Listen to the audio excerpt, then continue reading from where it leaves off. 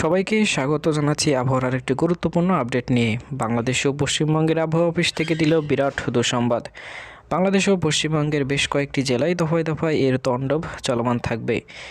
বিশেষ করে 18 তারিখ শুক্রবার ঢাকা মহানগর সহ খুলনা ও বরিশাল বিভাগের প্রায় প্রত্যেকটি জেলা উপজেলায় দফায় দফায় ভারী তাণ্ডব চলমান থাকবে। এছাড়া এই কালবৈশাখী ঝড়টি কলকাতা হয়ে বাংলাদেশের দিকে প্রবেশ করবে। এছাড়াও রাজশাহী, রংপুর, ময়মনসিংহ, সিলেট ও চট্টগ্রাম বিভাগে কেমন তাণ্ডব চলমান থাকবে জানিয়ে দেবো আজকের এই ভিডিওতে। দর্শক কে কোথা থেকে দেখছেন অবশ্যই আমাদের কমেন্টে জানিয়ে দিন।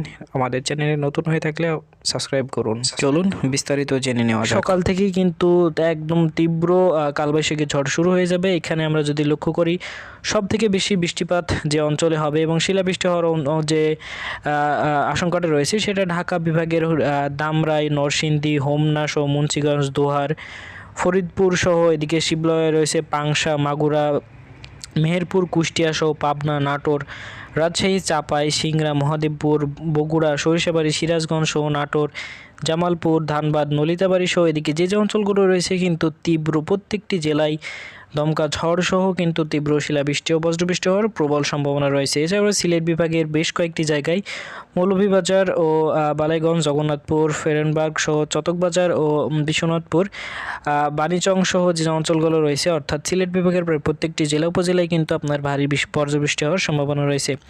দর্শক, গতকাল 16 তারিখ কিন্তু বাংলাদেশের কয়েকটি জেলায় বজ্রপাতে কয়েকজন মানুষের মৃত্যুর খবর আমরা জানতে পেরেছি।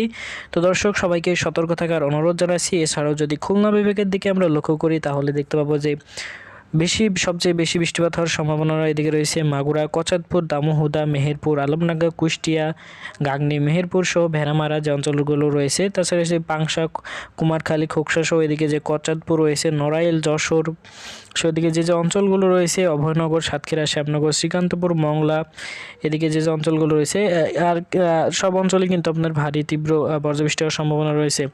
এছাড়াও বরিশাল বিভাগের কিছুটা স্বস্তি আপনার মেঘ আকাশে দেখা যাবে, কিন্তু বৃষ্টি হওয়ার কেমন সম্ভাবনা রয়েছে সেটি আমরা বরিশাল বিভাগে তেমন দেখছি না, তবে আচমকা বজ্রবৃষ্টি হওয়ার সম্ভাবনা কিন্তু রয়েই যায়। তাছাড়া কক্সবাজার ও চট্টগ্রামের বেশ কয়েক জায়গায় চকারিয়া সহ বান্দরবন, খাগড়াছড়ি যে অঞ্চলগুলো, ফটিকছড়ি উপজেলা সহ যে অঞ্চলগুলো রয়েছে সেখানে কিন্তু ভারী বজ্রবৃষ্টি হওয়ার সম্ভাবনা সবথেকে বেশি রয়েছে। আপনার খাগড়াছড়ির আশেপাশে যে অঞ্চলগুলো রয়েছে, দীঘিনালা সহ যে অঞ্চলগুলো রয়েছে এদিকে কিন্তু আপনার ভারী ঝড় বৃষ্টি হওয়ার সম্ভাবনা রয়েছে। এছাড়াও যদি আমরা ত্রিপুরার দিকে দেখি, এদিকে দেখতে পাচ্ছেন আগরতলা সহ উদয়পুর, তারপরে শিলচারি বাজার, আমবাসা সহ খোয়াই, তারপরে কুমারঘাট সহ যে অঞ্চলগুলো রয়েছে এখানে সব থেকে আপনার তালিয়ামোড়া যে অঞ্চলটি রয়েছে সেখানে কিন্তু তীব্র বজ্রবৃষ্টি হওয়ার সম্ভাবনা আমরা দেখছি। তাছাড়াও এদিকে আপনার শিলচর সহ নুনবা বা এদিকে যে অঞ্চলগুলো রয়েছে, কলাশিব সহ যে অঞ্চলগুলো রয়েছে সেখানে কিন্তু ভারী বৃষ্টি হওয়ার সম্ভাবনা দেখছি। এছাড়াও আমরা যদি দেখি গোলাপুর, গুয়াহাটি সহ তেজপুর সহ এদিকে যে শিলগুড়ি, তারপরে কোচবিহার অঞ্চলটি রয়েছে সেখানে কিন্তু আপনার ভারী বজ্রবৃষ্টি হওয়ার সম্ভাবনা রয়েছে। এছাড়াও কলকাতার আশেপাশে কিছুটা স্বস্তি আপনার দেখা যেতে পারে সকালের দিকে, তবে দুপুরের পর থেকে কিন্তু আপনার কলকাতার দিকে, কলকাতা, চন্দননগর, শান্তিপুর, বর্ধমান, কেতুয়া সহ যে অঞ্চলগুলো রয়েছে, দুর্গাপুর এদিকে কিন্তু আপনার ভারী বৃষ্টিপাত হওয়ার সম্ভাবনা রয়েছে। তো দর্শক, এই ছিল আবহাওয়ার আপডেট। অবশ্যই আমাদের চ্যানেলটি সাবস্ক্রাইব করুন নিয়মিত আবহাওয়ার খবর পেতে।